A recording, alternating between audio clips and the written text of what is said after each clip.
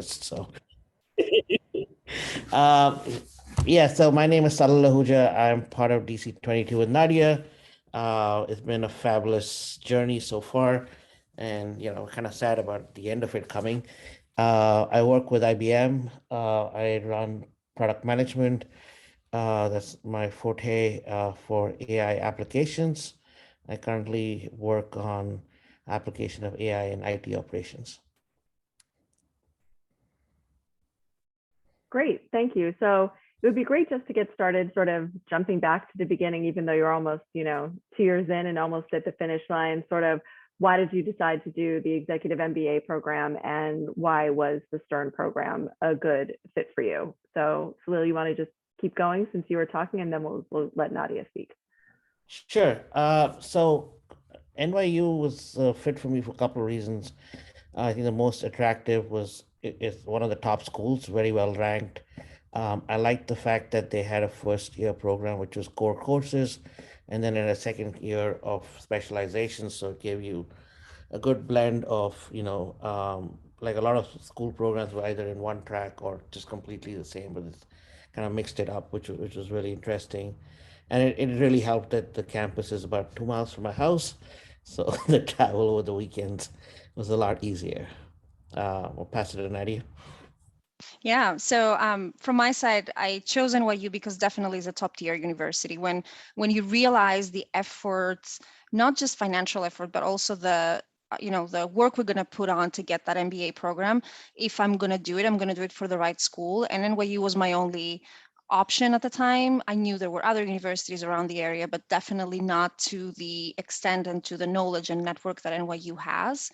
The reason why I wanted to do my MBA to begin with also is that knew I had to build my business acumen. So it was really important for me to feel good, have an understanding of the business side. I worked a little bit in the business, but it is still a very new world to me. And doing this with Stern, which is definitely has the reputation of one of the best business schools and has amazing teachers and professors in finance, allowed me to really feel comfortable getting into this unknown world of business. So when you are in this situation to choose, for me, just go all in and see how you can get the best of the investment you put in, time and cost and everything in between. Awesome, thank you. So you two are both part of our DC 22 cohort. And I just want to say really quickly, I should have mentioned this at the beginning, that for our attendees who are viewing the webinar, I'm going to be asking some questions tonight. I'm happy to add anything that you might be interested in to the list.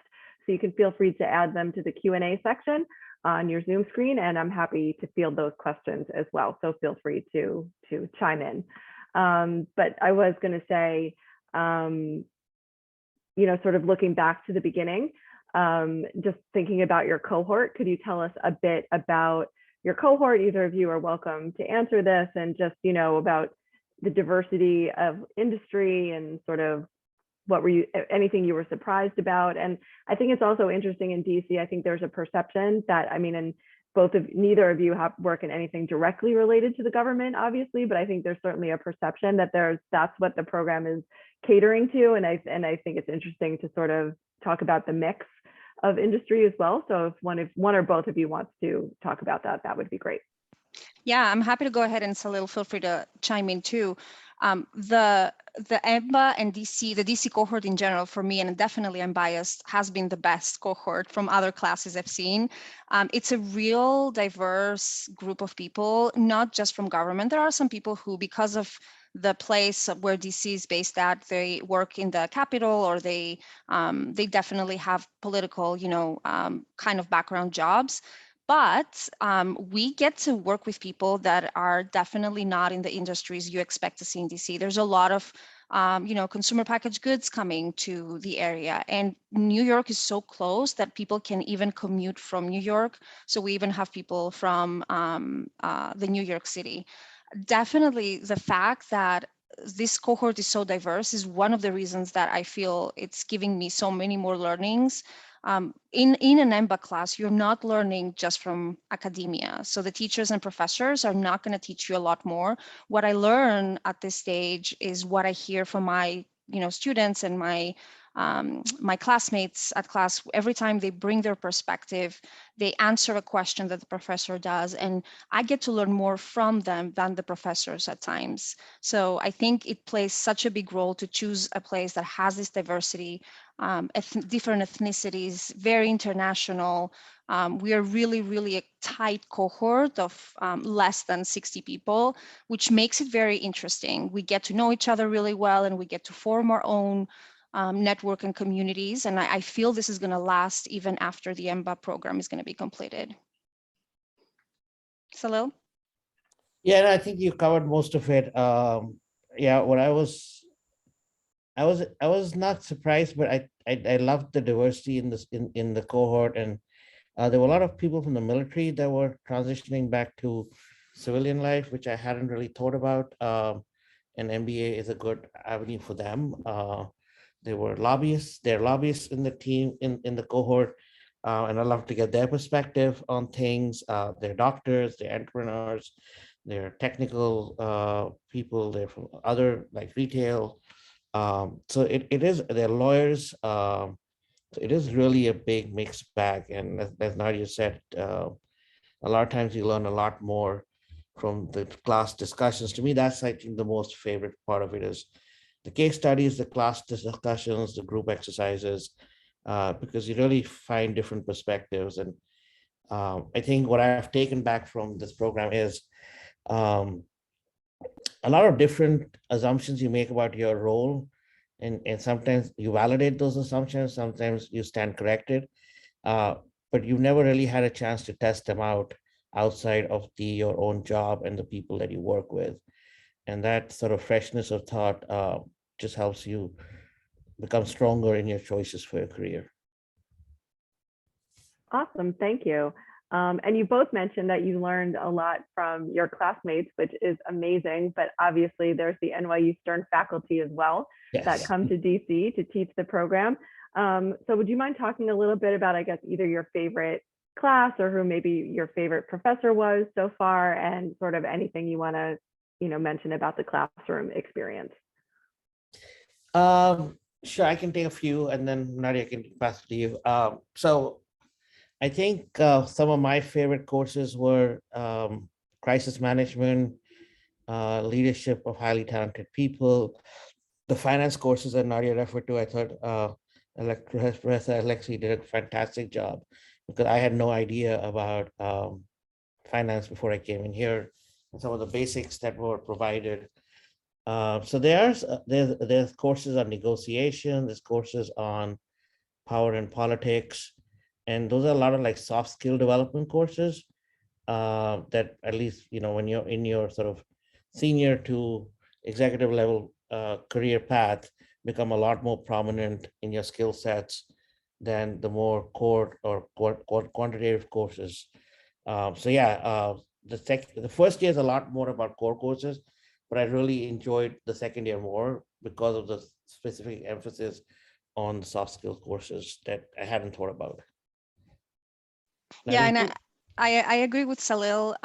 Actually, it's so hard asking me the question, which was my favorite professor. I cannot really decide because all of them have something to teach me, and they actually taught me a lot about myself even, or about things that I didn't know.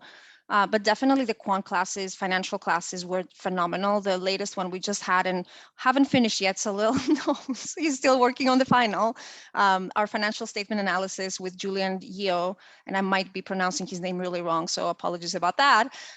It was so eye-opening. I actually, at work, I had to do and get involved in a due diligence for one of the M&A targets, and everything clicked thanks to the class from this professor. I had these aha moments that I really wanted to scream and say, oh, now I understand what you guys are talking about, because before I would not have the depth and the knowledge to really feel confident about myself. I knew what the terms were, but these classes in finance, like Eli, the initial accounting classes we did, or any finance classes we did in NYU, gave me that confidence to really understand what I'm talking about and be able to challenge. So I know enough to be dangerous, as I call this, And I'm able to challenge our leadership teams and other people on their assumptions and their financials. But there's just so many classes. I'm also more prone to like the electives because I got to choose them, but I still enjoyed all the initial statistics refreshers we had with the professor, and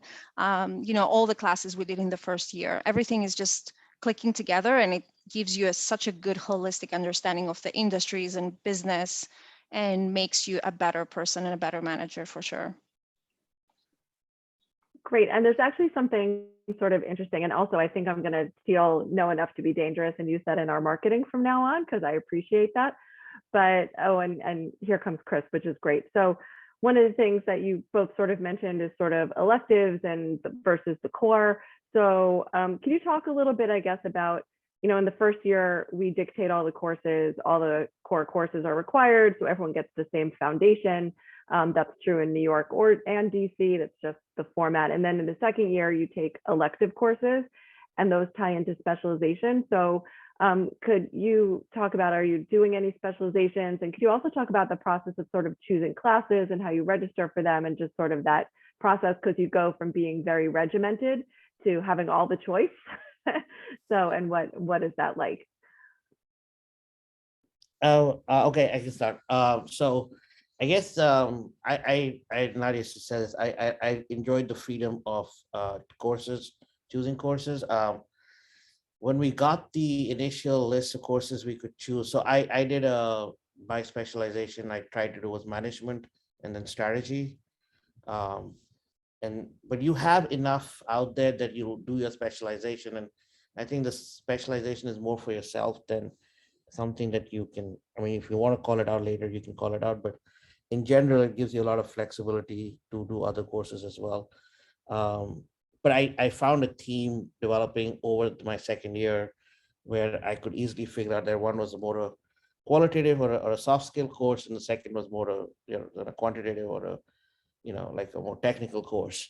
And so I started then picking up more of the soft skill courses. So I designed my aptitude towards that. I think the first year had given me the ability to do that because a lot of your core courses are in your first year. So I felt like I was dangerous enough with accounting and finance and all of those, and I could concentrate on like more of the management and strategy courses. So that's the way I sort of approached it. Um, Go ahead, Nani. Yeah, it took me some time to really understand what I want to do when I chose my specializations or my classes, my electives. I chose not to do a specialization. Again, as Salil said, I don't think it's adding anything specific besides yourself. You do more classes. For my sanity too, I tried not to do too many financial and quant classes together. So I wanted to do some more soft skill classes and take a break, but also digest the information better. So it really depends on what your background is today as a student, or an executive, and what you want to do next, that you can choose your specializations. It's such a cool time when you get the list of all the projects and all the options, and you get to really analyze and decide what you want to do. But I definitely recommend, for everyone, something works different, and just choose what makes more sense for you. But for me, I had to take a break from a lot of quants classes. They're very hard. They're not easy. Chris. Chris, so I want Yes. to welcome Chris. We had some technical difficulties. I appreciate you hanging in there with us, and we figured it out. So I just want to jump back to the beginning and let Chris introduce himself and talk about who he is and where he works and sort of why, he decided to pursue the executive MBA program. So Chris, you have the floor to catch up for sure. Sure, thank you, and I'll keep it brief. I apologize for the delay. We had some Zoom issues, but so my name is Chris Perez. I'm in the DC 22 cohort with both Nadia and Salil. I came from a largely government background, so I came from the intelligence community. Spent about 10 years with CIA and a few years in the Marine Corps, and then transitioned to government contracting, largely still focused on the intelligence community. And I was at a position in my career where I was starting to manage programs that had their own P&L, but I didn't really understand. I was having to do a lot of that learning on the job, and it was really painful to do. So recognized that the quant side was very much a weakness of mine. And so my former COO who went to business school, he said, this is the best way to learn it. And so I applied to NYU because of the cohort in DC and the format that it provides, just not having to, every other week is really tough once you hit a certain position and a certain level of responsibility. So the once a month was really appealing to me. And so getting into NYU was great. It's just a great brand in terms of an MBA, and then in terms of concentrations and kind of getting to the question that was being addressed right now, I took, I really went heads down and am very tired because of it, because I went full quant. It was my identified weakness. The core classes were fantastic, but I doubled down on the finance stuff, and I'm doing a finance concentration. Awesome. And you sort of touched on something in terms of the schedule, which I was going to talk about. So that was a great segue. So I'll throw this back to you. Is that, given that the class format in DC is once a month, could you talk a little bit about sort of what goes on in between those class weekends in terms of how much work you have? Are you, Zooming with people? Are you in touch with the faculty? Just sort of what is typically, and I know every month, and it depends what class you're in, it might always look different, but generally, sort of what does that month in between classes look like?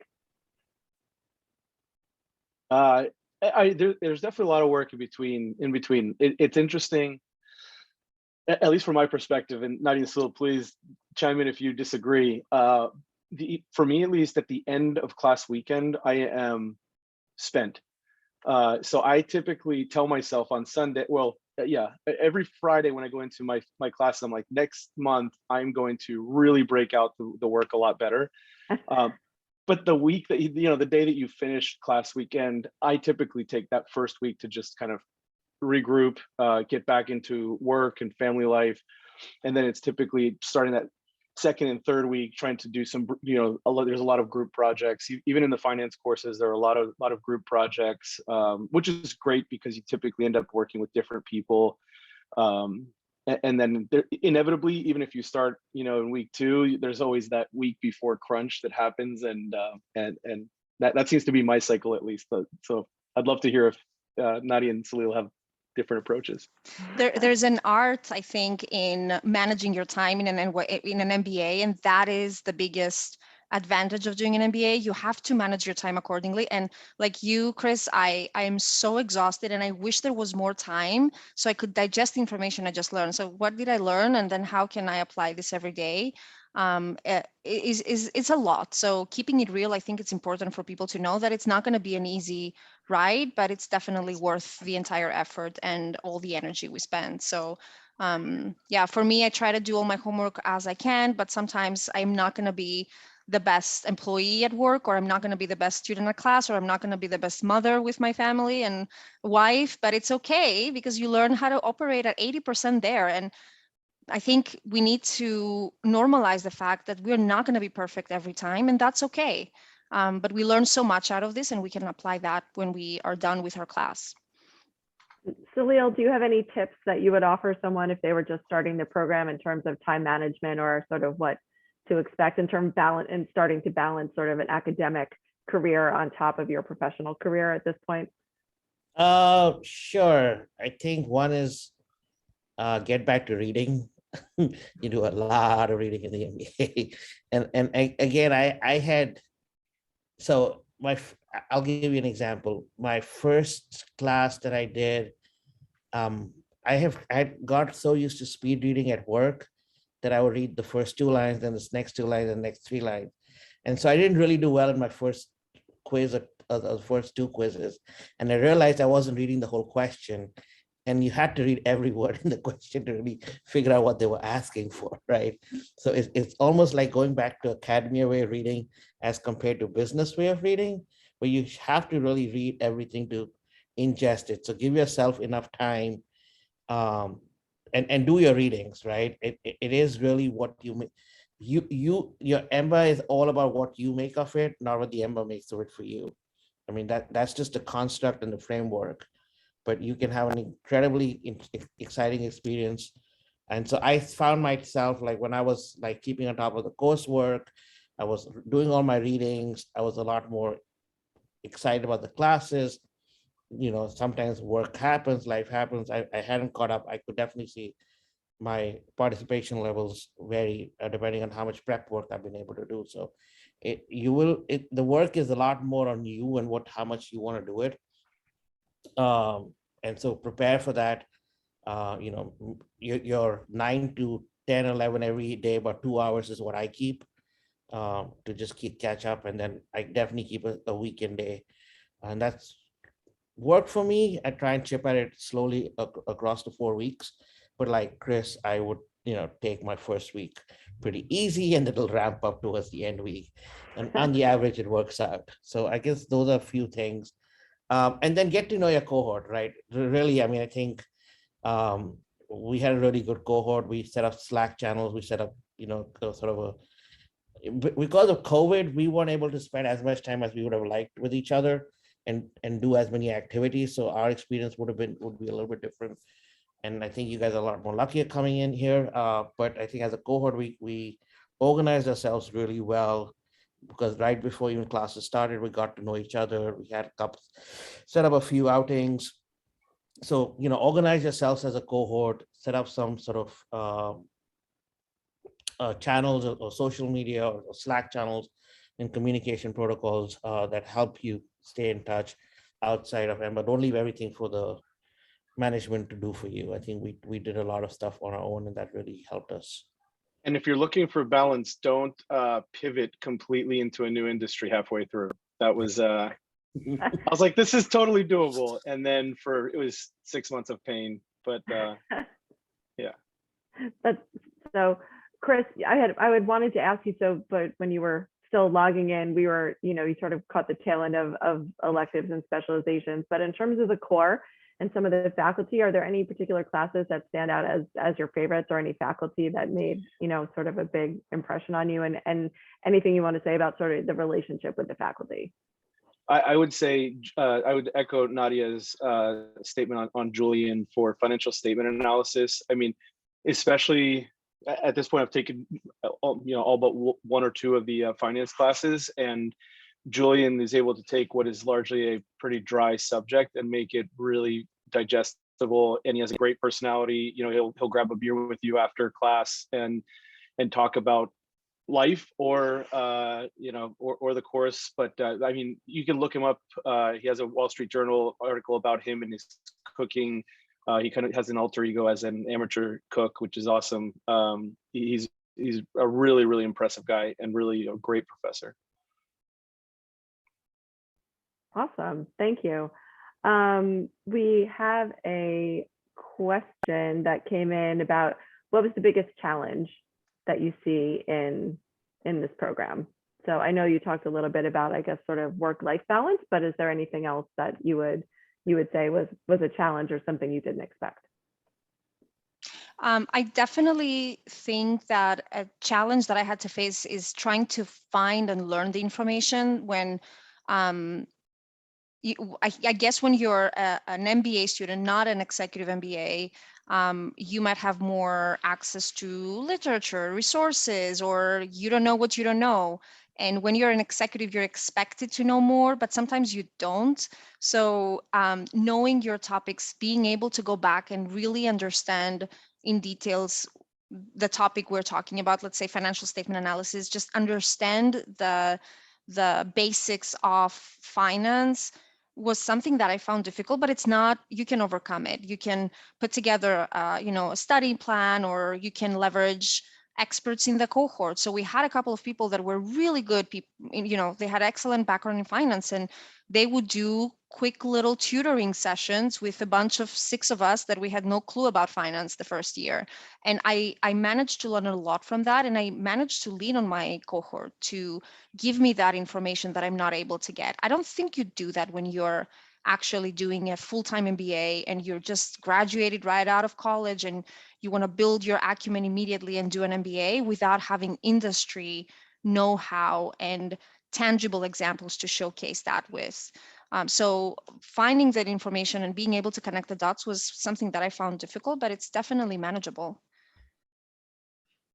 Yeah, I think to kind of adding to or building on what Nadia was saying was, I think the speed of education is a lot faster in the EMBA. Like you don't do as many I would say exercises or examples to really ingest. I mean, you're doing something that I think in the full-time MBA is a lot longer, or I don't know if it's 4 years, 2 years, in a shorter period of time with lesser classes. So there is a definitely accelerated pace to the course by design. And so you do have to keep up with it. And like your entire weekend of class, but by Sunday you're tired. So don't plan anything big on Sunday evening. Uh, and I guess for us, cohort particularly, and I hopefully like we're past the curve with COVID. Just like there was a lot of challenges about whether we're going to class, we're not going to class. So keep an open mind and be patient, and know that the NYU staff's doing the best that they can, and they did a fabulous job. So shout out to them. Thank you. Yeah, just to give everyone who's attending some context. So from obviously at the beginning of 2020, when COVID started, everything went remote. And then starting in the fall of 2020 through the summer of 21, executive MBA in New York and DC was offered in a hybrid format, which Right. meant that you could go to class in person or you could Zoom in electronically, and you could decide which one of those things you wanted to do on a class weekend by class weekend basis. So you didn't have to commit to one format. So I think to Sula's point, it was definitely dynamic in terms of who's there this week, who's not, what's happening. Like it was definitely a lot of movement. But then as of the fall of 21 and into this academic year, all the programs at NYU Stern are fully back in person on campus. We do still have a mask mandate. There is a campus, yes, and the state of public health being maintained as it is, or better, hopefully. We do expect that to be the case. Obviously, there's always the chance that it might go backwards. We're hoping that's not the case. But luckily this year, so far this academic year, we've been able to move forward. And like I said, we still have a mask mandate that's becoming a little bit more flexible. And we do have a vaccine mandate on campus, but all classes are back in person. So sort of speaking of COVID, one of the many downsides of COVID was that your class didn't get to go on their first year global study tour, because obviously the university and basically the world were not really traveling at that time. But you are being given the opportunity to come up and do a global study tour in the next couple of weeks. So I know you haven't gone on it, so you can't speak about the on the ground experience, but could you talk a little bit, I guess, about, I know Nadia, you're participating. I'm not sure if Sula and Chris are participating as well, but just to talk about some of the prep you're doing and sort of what, how that's been going, sort of gearing up towards the global study tour. Yeah, and we had to prepare for an Abu Dhabi trip that happened before. So there were some study groups that were created, and each of these study groups attacked a specific, opportunity or risk from the country we would visit. So at the time, I think most of us worked on Abu Dhabi, and my team, for instance, we defined what are the biggest industry drivers for the United Arab Emirates. So now we didn't have to do that again because the credits carried over, but in preparation for the Madrid class, we need to read a book and understand really deep about the Spanish culture, the Spanish industry, what are the main industries there, GDP data, and as much as we can, so we can have tangible and actual conversations with the leaders we're going to meet, the businesses, the presenters, and any other visits we're going to do there. So there is a preparation to be done. We're also excited to be able to leave, the US and just go somewhere different and see different people, different places. The jamon and all that, of course, plays a role. But I'm really excited to see the class and to learn so much in this class and in this global study tour. There's always something interesting just being boots on the ground in an area versus just learning about this through a book, through a lecture, or through a Zoom call. And have they told you guys anything about the itinerary and sort of what you can expect I don't know how much info they've shared with you at this point. They will share with us something, but for now it's all a little secret. So we're all thinking That's how we like to keep it. Yeah, what businesses we're gonna see and visit, and it's for now. But I'm sure they're doing such a great job as always, putting together a great program and a great agenda. But for now, we don't know exactly what we're gonna see and who we're gonna meet during the presentations. Exciting. Well, I'm glad you guys are getting the opportunity for sure. So, Chris, I know you mentioned a little bit about doing a pivot during the program. So, I mean, is there anything, an example of sort of putting your executive MBA skills into practice at work, or maybe sort of an aha moment, something like that you'd like to share, sort of like the real-time application of skills? Yeah, for sure. I mean, as soon as I started the program, even at my last company, I started, it was clear to senior management that I had I had ambitions to kind of move into their roles. And so they started taking me to the quarterly business reviews with the board to kind of give me that exposure and really apply what we were learning. And so I had more kind of responsibilities right off the bat in my last job. And then an opportunity came to pivot completely out of the government sector over into, I moved over to biotech to a company at the time it was pre-IPO. So it's just a really great opportunity, but I didn't realize how much of an impact it made to be, I think they assumed because I was already a little over halfway through the MBA that I would finish my MBA. Because when I came in, immediately, if I looked to the left and right, everybody at my grade had an MBA, and they were largely from top 15 schools. And so that I didn't realize that during the hiring process, obviously, but it was clear. And then when we had other people that I brought in that had similar experience from the agency who went on to finance after, and then they came in at a lower grade, right? So right off the bat, just the credentialing that comes from it. And then because you're coming in with those credentials, they also assume that they can throw a project at you and you can spit it out, right? So within a few weeks, they're having me help put together the financial models for some of the upcoming prototypes and pilots and things that we're working on. And so you get rewarded for having the credentials, but they definitely right off the bat put them to work. So that's been really rewarding for me. At least it's been reassuring that it's not just a piece of paper, as some say. That's great. Salil, same question. Is there anything where you sort of had like an aha moment, or like, ooh, I can do this and I couldn't do it before kind of moment at work? Yeah, I think a lot of the MBA, so in my world in product management, we do a lot of finance and reports and revenue understanding and trying to translate revenue into actions that are priorities to the product and how you see the growth strategies. So a lot of the language that's used in those conversations and a lot of the languages that's used to communicate your priorities to your leadership and then your senior leadership, I think the MBA gave me a strong foundation of that language. It was really about how you can. I always had like a good instinct and ideas. What this gave me was the framework to articulate those ideas in a manner that a larger audience would appreciate and understand it. I think that's a big change. Great. And Nadia, I'll give you sort of the last word on this. If there's anything, that sort of came up for you at work where you sort of, you definitely mentioned a little bit about understanding about sort of the finance a little bit better. So was there anything else that sort of stood out for you?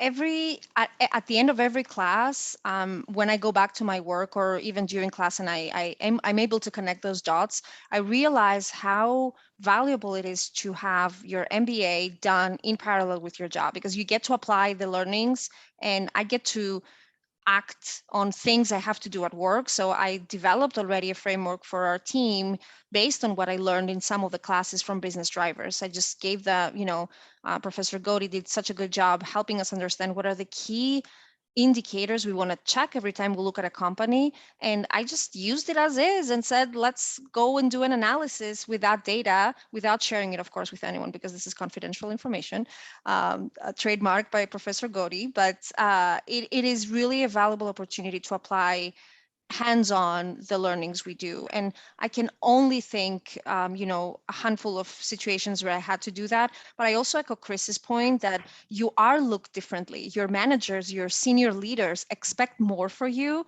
which is a good thing and a bad thing.